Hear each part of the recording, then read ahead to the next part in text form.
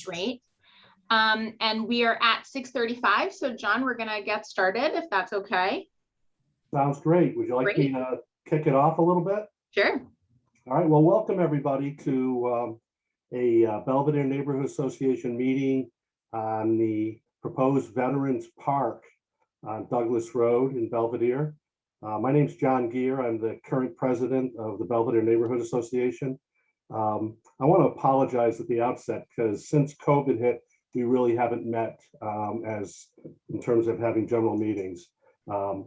Perhaps we can pick it up soon. And I want to also thank Giovanni Baez-Rose for reaching out and looking to get some public input on plans for the Veterans Park. Just a minute of background. We've discussed the park at various Belvidere Neighborhood Association meetings over the years. And former State Representative Dave Nangle, at least in one budget, perhaps more, had gained some funds for work on the Veterans Park. Veterans Park would be on the site of what I believe is now Knott Park, across from the Riley School playground on Douglas Road. So we've discussed this in the past, and I'm pleased to see that plans are moving on this. And this is an opportunity, and perhaps hopefully not the only opportunity, for residents to voice any concerns or support for the project. And we're very interested to see what plans the city has. So with that, Giovanni, I'm going to turn it over to you. And thanks again for having us on this call. Great. Well, thank you everybody for taking time out on a gorgeous night to join us this evening to hear about this project. I'll introduce myself and then give the project designers an opportunity to introduce themselves. We do have a couple concept designs that we want to show folks and gather feedback and input. As John said, this project is being funded by state earmark funds that were organized through then Representative Nangle, Dave Nangle's office. And so, you know, that's essentially the funding source that we have. The timeline of the project, I'll let the project team kind of talk a bit more about kind of that piece of it as we, sorry, I'm also letting people in while I'm talking, as we kind of talk about the different concepts. So tonight we do have some images to show you. We are really interested in hearing what you have to say. So my name is Giovanni Baez-Rose. I work for the City of Lowell's Planning Department. I am going to be the project manager on this project as it moves forward. The project design team, this was a very popular project when we put it out to bid. It was a very competitive process, and through that process we selected to work with Beta Inc. And so Randy and Nate are both from Beta, and I will let them introduce themselves to you all. Thank you, Giovanni. My name is Randy Collins. I'm a landscape architect, and I am working with Nate on this project. It's as you are aware, a Veterans Park project. We have a couple of concepts that we'd like to review with you and get your input on. Basically, what I'm going to do is just really introduce Nate and turn it over to him and let him take it away. Would ask that if you do have a question through the course of the presentation, we're happy to answer it. So if you want to ask a question, raise your hand and Giovanni can give us a prompt that there's a question. So with that, I'll turn it over to Nate. Thank you, Randy. Thank you, Giovanni and John, for having us for this meeting. We're really excited about this project, and I'm going to start sharing my screen. Hey, Nate, I don't know if it's just me. Is anybody else having a difficult time hearing him? A little bit, yeah. Okay. Yeah. And then also maybe Nate, while you're working on the volume thing, for anybody who is not aware of how to raise your hand during a Zoom meeting, if you're looking at your screen, at the bottom, you'll have like at the location where it's mute, stop video, and that sort of stuff. If you go all the way to the bottom right, there should be a little happy face that's called reactions. And if you click on that, there's a little raise hand option and a little icon will show up like I just did it, and you'll see my little hand up. If that's like entirely too much and you don't feel like dealing with that, no worries. Please just kind of wave at us and we'll try to catch folks. When Nate is sharing his screen, there's like a limited number of screens that we can see. So if we're not calling on you and you do have a question, try to jump in or just drop your question in the chat. And as Nate's talking, I'll try to pay attention to that. How's that? Is that a little bit louder now? It is for me, yes. Yes. So can everyone see my screen? Yes. Yes. Yep. So my name is Nathan Sosha. I work with Beta Group Engineers with Randy Collins, and we've been working with the city on the Veterans Memorial Park. A little bit about the project. It's located at 150 Douglas Road in Lowell, Mass. It's surrounded by residential properties going around. I imagine some abutters are here today. Across from the elementary school, as previously discussed. And it's about an acre in size, just over it. So it's fairly small, but it's a pretty good size for a passive open space. And when we started this project, we developed some goals for the project. And the primary goal is to develop a space that honors all branches of the U.S. military as a veterans park. But also to that is to provide a good buffer zone for budding homeowners, so that the difference in use between the park and residential properties, that everyone feels there's a sense of privacy. In addition to that, an incorporation of hardscape and softscape, lawn versus plaza or sidewalk space. And with this being such a residential area, it's our understanding to have it be a soft landscape and to minimize the amount of hardscape within it, but also while balancing that as a gathering space and an area for quiet reflection. So we see gathering spaces within the park as primarily hardscapes. And a lot of thought has gone into the consideration of the size of that so that it could be fit in with the community, the character, but also provide that space for an event.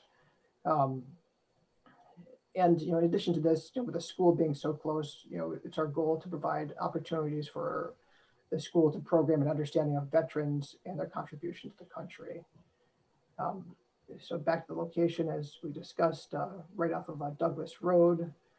And as you get a little bit closer into the site, we see the primary access to the park along the frontage of it, which will fit about 9 parking spaces. And while you don't expect events to occur every day, if a larger event were to occur, utilizing the school parking across the street for Memorial Day or Veterans Day. And so we have 2 options to present. We've been working with the city to meet the city's goals as previously discussed, and think about the best design guidelines for the space and how it actually can sit into the site. And both options are similar in that they're developed passive use spaces, and they're somewhat informal in their layout. The first option being a little bit less formal, and the second option being a little bit more formal. And we really want everyone's input on a preference for the design so we can continue to move forward with the design and develop it either with additional meetings or into design development. And it doesn't necessarily need to be a preference of one option versus another. There might be elements of both concepts that people appreciate, and we hope to hear that as well. So getting into the first concept, coming off of Douglas Ave, the park has a small entry plaza that's meant there to act like a gateway into the park with and if everyone can kind of see the little hand over the cursor, let me know. The entry would have a retaining wall, a site wall that would have a sign along it with a series of piers and columns at each entry. And there would be 7 flagpoles, 5 representing the different branches of the military, the American flag, and a state flag. And then moving into the park itself would be a meandering path with a series of small spaces or nodes, with the intent that each one would represent a different branch of the military. And we have some conceptual shapes of what these spaces could be, but they're really more just placeholders to act as the beginning of discussion points as we continue to talk to you and then some local veterans groups on what those spaces could be. So coming into the park, you can see the entry sign with a cap and name of the park coming in, with the meandering path moving through the lawn space. And you can see in the distance the nodes with the heavy buffer going through. Now we see the primary gathering space as the lawn, and keeping that balance of encouraging small events to occur, but not having too much hardscape. This would be an example of what one of these nodes could be, with a monument in the center representing a branch of the military, and then a seat wall in the back for a place for quiet reflection. Another potential option could be a memorial for the Navy, with some type of symbol that reflects the Navy, and then a seat wall that would be similar at each node to tie the different spaces together. This is an aerial view looking at the park of how those different spaces interact with each other, and how that open space would be utilized in a daily area. It'd be great for passive recreation, running around, dog walking, moving through the park, with the path providing a loop all the way through. Here's another view of the front entry.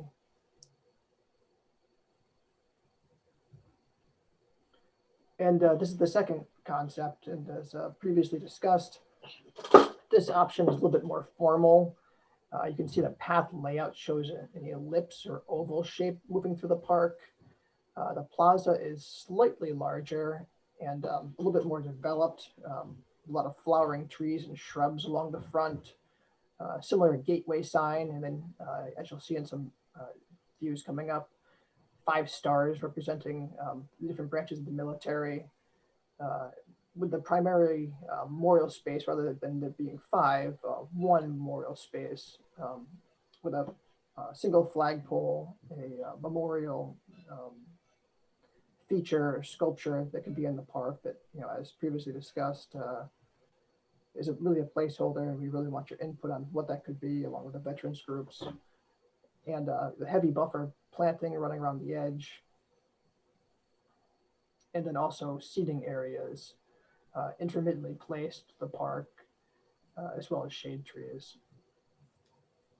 So looking at the entrance of that park, you can see the gateway sign with the pillars and columns, similar to the first option, heavily planted along the buffer with seasonal plantings, and a looped walk going all the way around in the ellipse or oval shape. This image is here to kind of show an example of what a potential event could look like, or school incorporation for programming. This is a view looking towards the rear memorial space at the entry walk with the seating on the side, the shade trees. Here's a view of the memorial area, and this is slightly different than the first option, less flagpoles.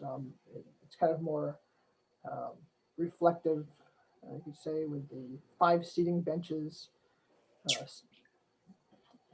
that could be incorporated with either quotes or emblems of the different branches of the military, and some type of sculptural element into those, as well as a central feature. And we see this either as a stone feature or a cast metal feature that could work in concert with the planter in the back.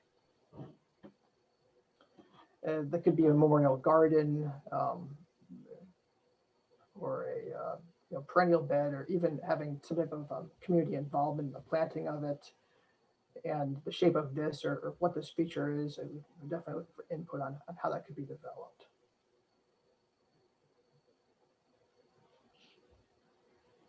And another view looking back out at the space. And with the incorporation of evening lighting to highlight the park and allow visitors to see into the park. And I'd like to take a step back and listen to you. Any input on the design, a preference for one design over the other, or any other comments, we greatly appreciate.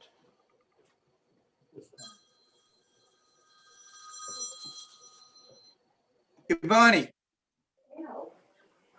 Yes, yeah, hello. Bob Spinney here. Are Hey, Bob. these, how you doing? Are these the same pictures we looked at the last meeting? Have these concepts changed? Yes.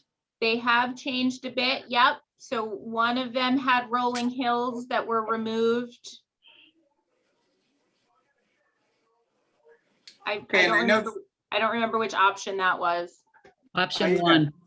I can speak to that. So in the option one, the previous design, we looked at providing landforms in addition to the shape that was there, larger rolling hills, and after discussions with the Department of Public Works and other city entities, those were removed as a potential concern for maintenance. Did Steve Panagiotakis, has he seen the new concepts? He was on the meeting when we discussed the things that would be changing, yes. And for context for the folks that were not on those conversations, there have been a group of folks that have been helping us, you know, with the connection with the veterans groups, with the connection with the rep through the earmark funds to do some of the early conversations to kind of narrow down what the larger goals of this project into something that was a bit more manageable to actually bring to the community. Sure. And so we did make some initial changes just based on some concerns the city had for ongoing maintenance issues. So how we were gonna be able to like mow the lawn on rolling hills became something, for example, that Public Works was very concerned about.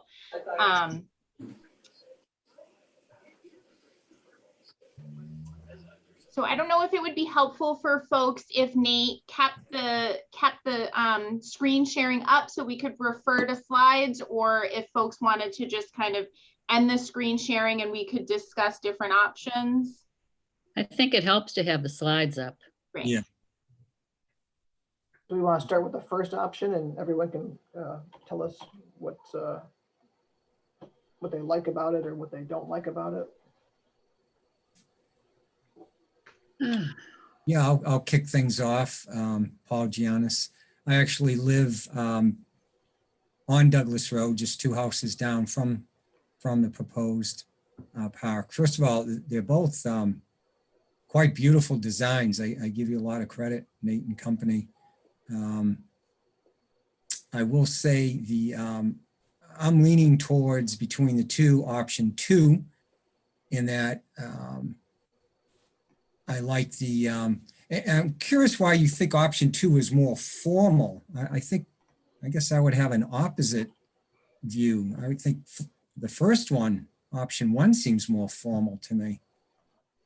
No, I can see that. I think perhaps the layout of option 2 is a little bit more formal, but in option 1, the placement of the sculptures is, I think, a more formal approach. I agree with You know, the entrance of option 1 with the flagpoles, that I don't like that. It for the neighborhood, I think it's too civic looking. I'd like to have that minimized. So I like option 2, having just that one flagpole, American flag. I think understated, I think fits the neighborhood. So the less ornamental it is, I think it fits better for the neighborhood. I like the fact that you have some utility to really either option, where kids can still kind of meander around and play, because kids do use that park to play in. So that you have a lot of green space for them. You know, a few of my notes here, again, non-civic looking, I would prefer minimize the, stonework, that it's not cemetery looking, if I can use that term. What else did I have here? Subdued lighting, just the fact that, again, I'm just 2 houses down, not, big lampposts that would light up the whole park. Subdued lighting, I think, would be nice. And yeah, no, well, no towering flagpoles. Now, those flagpoles that we're looking at, Nate, are those look like maybe 20 feet high or so? Is that, I mean, those aren't what I'll call full-size flagpoles. They don't appear to be. Yes, no, I think the initial intent would be to have the smaller flagpoles for the 5 branches, perhaps 25 feet or so, with larger flagpoles for the American flag, perhaps 30, 35 feet. Yeah. Fair enough. Okay. That's all that I have for now, but I like the, the buffer zone around the perimeter. I think that would be wonderful. And I think whatever design we end up with, again, utility and keeping maintenance in mind, in the future. I guess the more,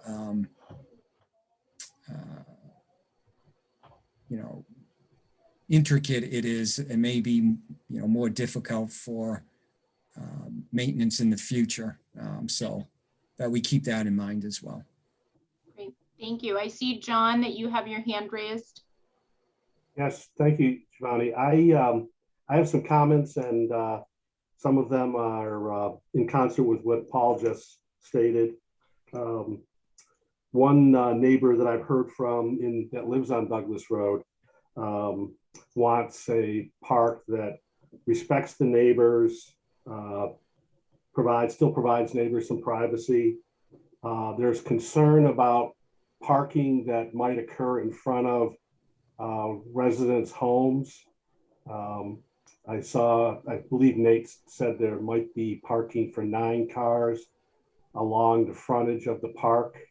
But we would not like to have parking in front of the neighbors' homes, if possible. It appears to be a passive park, which I think is good for the neighborhood. And it seems to be appropriately scaled for this neighborhood. I think we've had discussions in the past, as Paul raised, about lighting, and I think the notion that we don't have spotlights on flags, we just have some subdued lighting, seems to make sense. So those are some comments. What would be the allowed uses of the park? Is this officially a city park so that it has certain hours of operation? Sunrise to sunset, something like that. Nate mentioned dog walking.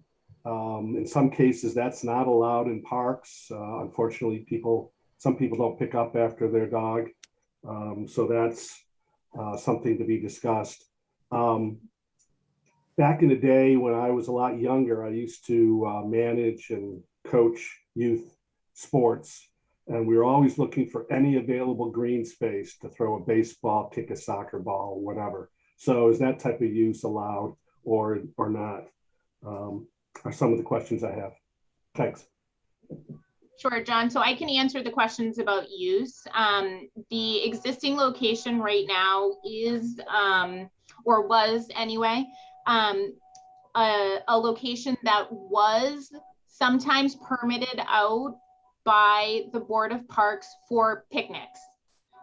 So the use of the location has always been passive, and that would remain true after this iteration as well. There's no intent to change it by introducing like any infrastructure that would do that. The Board of Parks would also then not change their permitting, like what they would allow to permit there, right? So they would not permit organized sports thing. Whether or not neighborhood residents choose to walk down the street and start kicking a ball is sort of outside of anything that we can necessarily manage in that way. But as far as permitting is concerned, it would still be considered a passive park. I'm guessing that unless we were to introduce some kind of picnic tables or anything like that, that it would essentially be mostly limited to permitting for memorial type events. So I could imagine a scenario where, you know, obviously for the larger holidays, the Veterans Day, the 4th of July, that kind of thing, but also possibly service members, family remembrance days, birthdays, that kind of stuff. I could imagine a scenario where people might want to get a permit to use the space for special sort of family occasions to remember somebody in that way. But the use would certainly be limited in the same way that it kind of currently is. What about parking being restricted to the frontage of Veterans Park on Douglas Road? Would there be signage saying, you know, no parking in other areas other than perhaps what is provided at the Riley School already? I think we could talk with a future transportation engineer to have possibly the installation of signs that say, like, you know, no event parking here, or no park parking here, or something along those lines. I think we could figure some language out. Certainly we could work with folks on the city side anytime there are going to be events where we anticipate there may be some overflow. Those events tend to be on days where there is not school anyway. So we would certainly encourage people to encourage anyone coming to the event to utilize the school parking in lieu of available street parking. Certainly we'd want to keep those spaces in front. I'm guessing if we formalized any of those spaces, some of them would be handicap spaces, just to make access certainly easier to the site. One other comment while I sort of have the floor here. The maintenance of the area, I think, is very important. And I know that the city is challenged to maintain its parks and open space. That's not a knock, it's just sort of a reality in these times. So something that is easily maintained and will be maintained to a certain standard is something that would be great to see.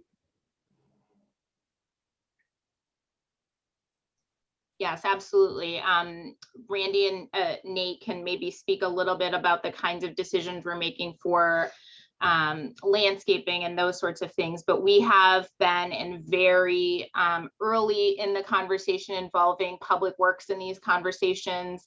Again, as I mentioned earlier, we did already kind of make some design changes that we knew were going to create challenges for us. So we've been closely talking with Beta about the kinds of materials and landscaping and those sorts of things to help create a beautiful space that is easier for us to maintain.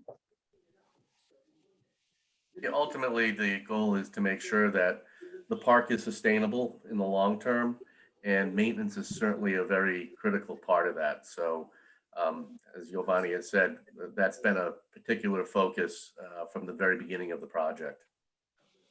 Can I jump in with a question? Can you hear me? Yes, absolutely. Okay. I can't see myself on the screen anywhere, but You're so looking good, Mr. Mayor. okay, thank you. So I'm trying to cook dinner and run back and forth, but those were my main questions. Definitely like handicap parking spots in front. You know, 2 or 3, maybe 4. And easy maintenance. Is there any money for maintenance over the next 5-10 years? Is there any money left over for maintenance?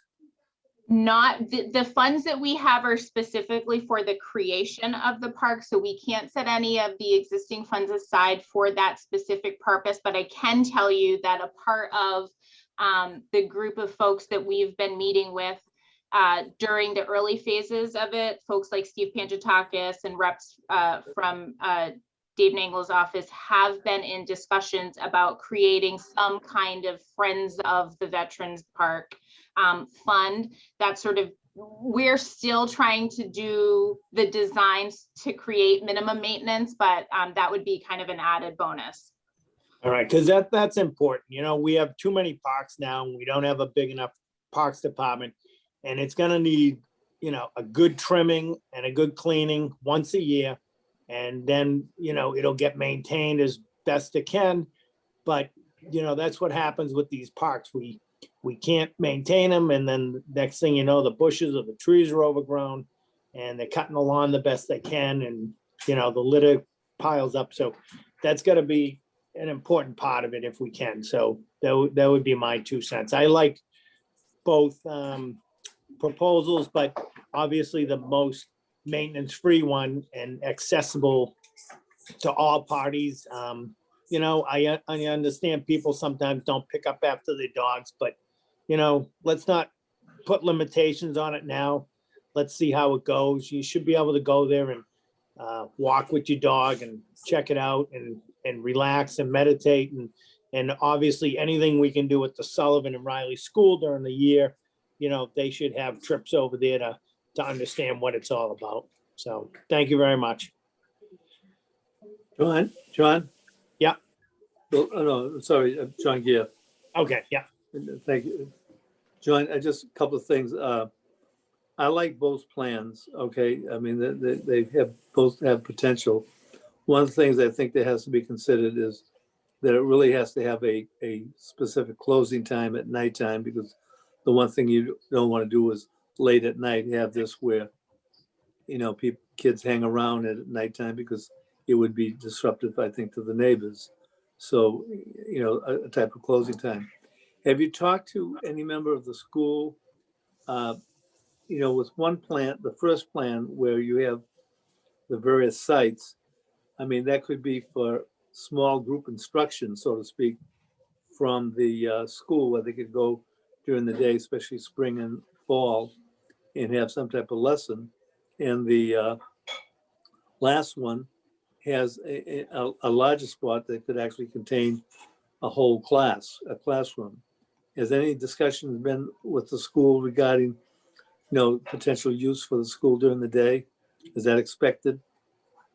We have not directly been in contact with anybody in the school, but as we've been working with Beta, creating spaces that would be usable for the school have been on the list of priorities in the design process. So Yeah. I think we'd be happy to have those conversations with folks in the school if they were interested in it. We've been trying to assume that because of the proximity, they would be interested in using it and creating a space that would make that possible. I think they would. I mean, from the looks of it, I mean, it just offers, you know, to any teacher that would want to go have an outside experience, because around the school, it's just general fields, you know, I mean, and this has some seating, it has some lighting and what have you.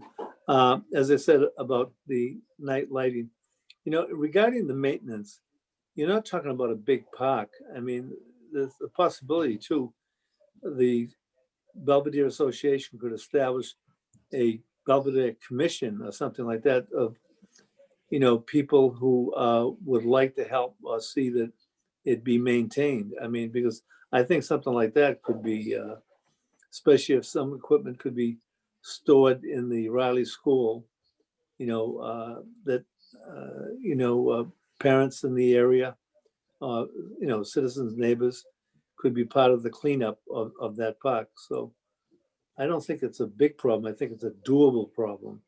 But I just think at this point, it's which one do you think is the better use? I like both. I'm glad you eliminated hills. I just didn't see the value of hills and knolls, you know, in that area. A flat space, you know, I mean, really services everyone. But I think you've got classroom space during the daytime, and you want to have some space at nighttime where, you know, parents might, you know, just want to walk over, especially with younger children, and let them play, and they can sit down and, you know, do what they have to do.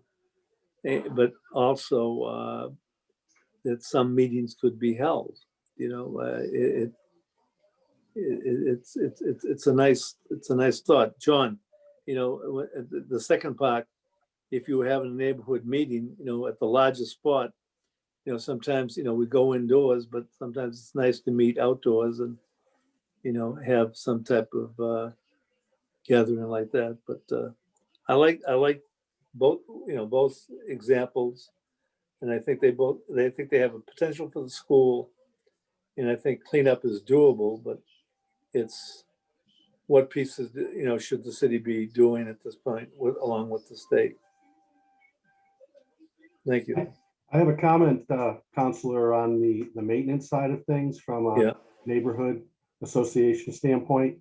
We typically, at least pre-COVID, would do a neighborhood cleanup in the spring. And we focused on Kittredge Park the last few years and got some great volunteers who did quite a bit of work and worked cooperatively with the city. So that was a great experience. So perhaps this could be one of those sites where we could do cleanups. As far as sort of the daily or weekly maintenance, I wouldn't think that that's something that the neighborhood association as constituted now could do. But perhaps I'm wrong. I do like the notion of being able to have a neighborhood meeting or whatever types of meetings as the city would allow at the park as a gathering spot, that type of thing. So that sounds like a great idea. I have one other comment that I just thought of. How involved have the local veterans groups been in the design of these two options? Have they been very active, very vocal on what they'd like to see? So due to COVID, it's been a little difficult to get like in-person meetings and stuff. So it's been mostly passing information through. One of the very next meetings, actually right after this meeting that we're going to have, is trying to either do some kind of online Zoom style meeting with interested veterans, or, maybe where there's cooperative and more people are comfortable, some kind of on-site socially distanced meeting. So we do have contacts with the veterans group. It's a little it's been just a little hairy at the moment getting in touch with people, but it absolutely is a priority of this design to make sure that we are obviously including veterans voices in this process, and it's absolutely on our kind of next step as one of the kind of before beta takes. They're going to kind of consolidate feedback we get tonight and feedback we get from the veterans group, and that's going to kind of inform the next iteration. Thank you. Does anybody else? I don't see any little hands up, but if anybody just wants to kind of unmute themselves and weigh in, that would be great. How much money is being allocated to this? So we have we got multiple earmarks. I think we have over $600,000. Wow. So I was just going to say, I think they both look beautiful. I like both of them. I tend to like the meandering path of the first one with kind of the separate sections for each of the branches. I think that would be nice for people being able to go and sit in separate sections. I am a tutor at the Riley School, and I could see definitely groups going and using those separate little areas too for classrooms, or even on special event days, being able to take groups over and spend a few minutes talking about the Navy, spend a few minutes talking about the Air Force, and rotating through. And I can, as a neighbor, I can kind of feel myself like walking through that meandering path and sitting in those separate sections a little bit more than just the oval for some reason. It kind of calls to me. I agree with the part about having a lot of big flags, but maybe smaller flags in the separate areas might be something that the veterans groups might be looking for. But I definitely like those separate little seating areas. I agree.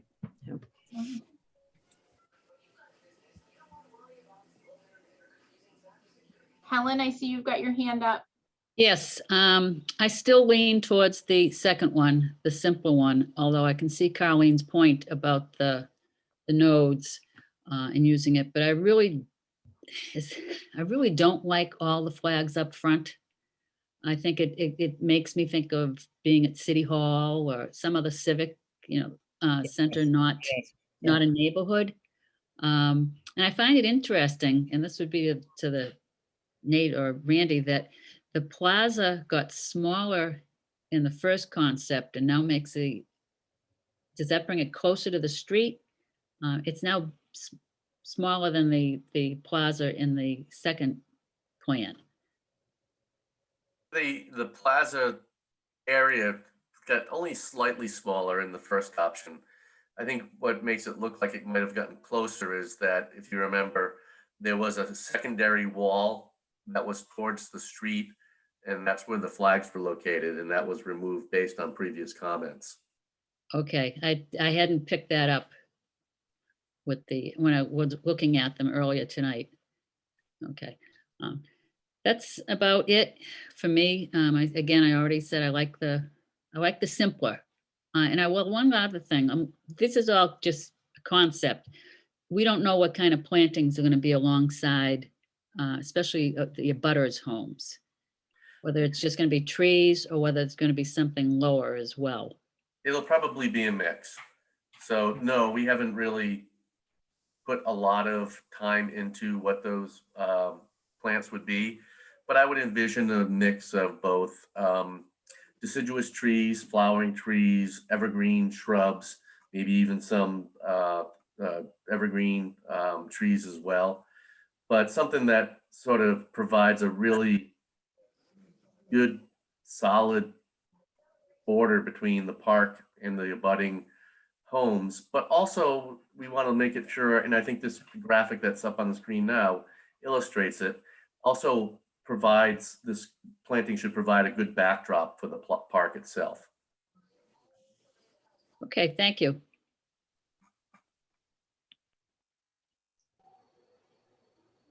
I do just have a question that I think would help us on the city side and Beta in their work, because there have been a lot of conversation about maintenance and lighting, and have there, as neighbors of this park, have there been particular issues with it prior to kind of what we're doing? So as it currently is, that have been problematic that we need to be thinking about as we're kind of thinking about the work we're doing now, that anybody would like to kind of bring up?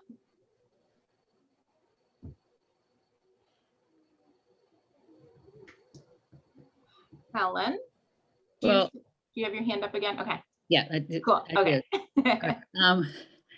Years ago, when there was the flower box plant, adopt a flower box or adopt a corner, there were 2 boxes put up there for me to take care of.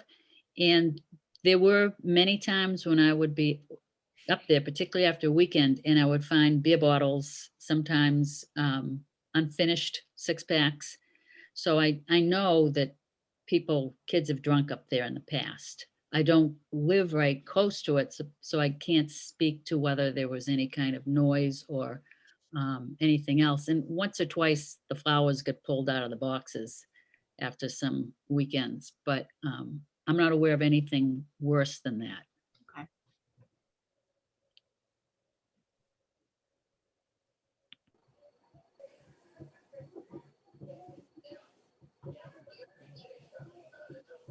Hey, John, I see your hand up.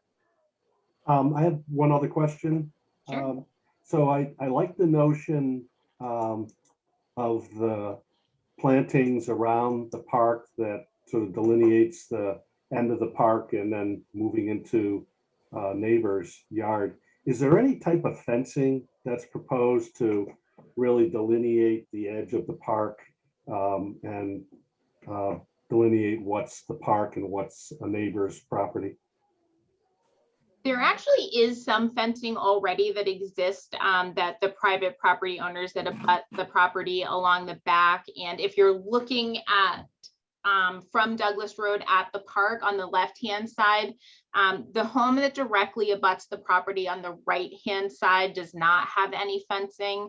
And so we haven't really considered adding additional fencing necessarily, but have talked to Beta as of, even in the initial request for qualifications for firms. One of the things that we were very explicit about was making sure that this, whatever the design is sensitive to the abutting property. So no, we don't have fencing. Do people have strong feelings about whether or not we should add fencing? But I would add, I mean, I think you have to think about fencing. The one thing I don't know, and other people could give it an answer, is there areas where there's cut throughs where because of an opening, kids could cut through? In other words, going through other people's yards. To me, some type of fencing and strong borders just helps, kids, people who's ever using the park coming in from one way and leaving one way, but not cutting through the neighborhood. Is that a problem in this area? Based on what we could tell from the existing fencing when we did some of the clearing out, no, that's not an issue. We have had our public works department go in and do some pretty significant clearing out of some overgrowth. So it may have been that at some time people just couldn't quite get themselves through there. But I'll let Nate kind of explain what it is he's showing. Yeah, I'll just add to that, that currently there is a black chain link fence running along the backside of the property here, which prevents a lot of cross movement through the park. Okay, see, that's good, because if you clean up the area, you could make it all of a sudden very easy. And you know how kids are at one point. It's not that they're trying to go through other people's property to harm it, but they're going to take the easiest way back, going back and forth. And so if you all of a sudden clean up the underbrush and making it easier, that could create a problem. So I think fencing or ensuring that, the park is, the homes are protected around the park. I think we owe the people who live around the park that type of support. Okay.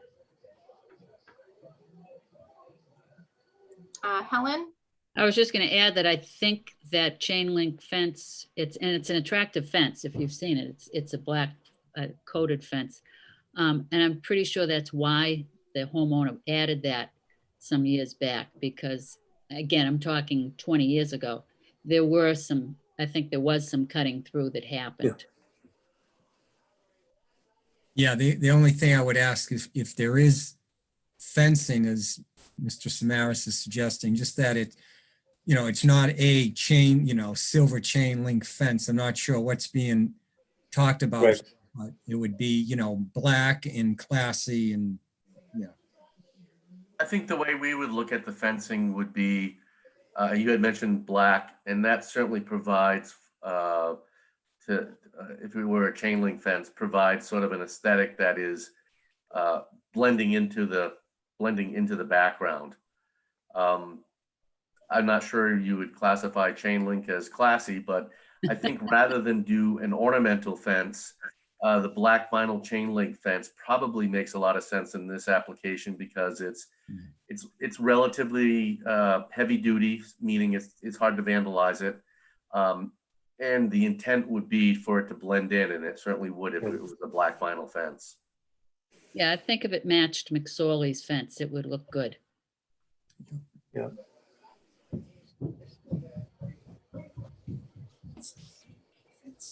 black chain link. Great. So I want to be just respectful of people's time. Oh, Leanne Atkinson, I see a hand raised. Hi. Yeah, I just had one thing now is that park actually has one of the very few trash barrels in the neighborhood. It's currently just one of those old school, like open barrel, and at various times it is thoroughly surrounded by people's poop bags that missed. So it may seem like a weird thing, but I was curious if the park is going to have sort of a more substantial trash receptacle. Yeah, we certainly would not be spending this kind of money and then leaving one of those dumpy old barrels there. So we definitely would be upgrading that for sure. Excellent. Thank you. So just so, you know, my mom, you know, who's kind of the matriarch right now of Douglas Road, God bless her, she's sitting quietly with me right now listening. And when she heard about the chain link fence, black or any color, she gave it a big thumbs down. So I'll just want to make sure she's being heard as well as far as any fencing around it.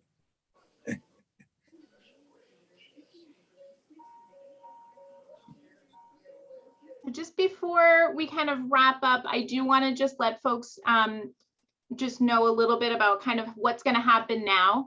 So as I said, we are going to be working to coordinate meetings very similar to this with local veterans groups, anybody who's kind of interested, but definitely with the angle of coming from a more veterans perspective. At a meeting, we're going to kind of combine all of the comments that we've heard to date and kind of let Beta sit with that and grapple with it and come up with something that incorporates these comments. At that point, we'll likely then have an opportunity to bring it back out and show people kind of where we ended up. As far as whether, so as I said at the beginning of this meeting, I am recording it. So I will have it available if anybody wants to let others know, we can make that available to them. If anybody after this meeting has any questions, you can reach out to me. I'm going to drop my information into the chat here. But if anybody's got a pen and wants to take it, my number is 978-674-1413. And I am happy to talk to folks one-on-one and show you, walk you through Beta's presentation tonight. If that would be helpful, or, you know, feel free to send my contact information to anybody who you know that was unable to join us tonight that may have some more questions. We're happy to sort of get the word out and talk to people about the project. So unless anybody has any additional kinds of questions or comments, I do just want to, I want to let Beta speak to the timing of when you guys, as we've discussed, kind of where we are and when we imagine a completed project. Yeah, so I think part of what we're trying to do is build in enough time now to gain the public input to create a park that everybody can be happy with. Once we have a option that is sort of the preferred option, which is the steps that Giovanni just really outlined, getting the veterans comments and taking all the comments and coming up with what we'd call sort of the preferred concept. Once we go through another round of public meetings, we then take that into a phase where we start to develop the construction documents. And so we would envision that would probably be happening through the summer and into the early fall, with the goal of refining the project, dealing with vetting the different design elements, looking at the project costs, and making the final revision so we can prepare construction documents later in the fall so that we could bid the project for construction probably sometime during the winter, and then be able to have a contractor on board for as soon as we can start construction in the spring of next year, probably like basically a year from now. So that's generally the way we see things unfolding. Thank you so much, Randy. So, you know, yeah, just there are plenty of opportunities for folks to weigh in. Anybody who either was on tonight and has some additional thoughts after you've kind of had a minute to think about it, or anybody who was unable to join us, this is, we still have plenty of opportunity for public comment, and we do welcome people to reach out. So I dropped my direct extension and my email address in the chat. John Gear also has my contact information and can share that with anybody. So I just want to, I'll let you wrap up your meeting, John, but I want to just thank everybody for taking time to meet with us and give us this a chance to do some community outreach in such a weird time. It's not easy to get community feedback right now. So I do very much appreciate you all taking time to join us on Zoom. Likewise, Giovanni. Thank you. Good job. Thank you, Giovanni.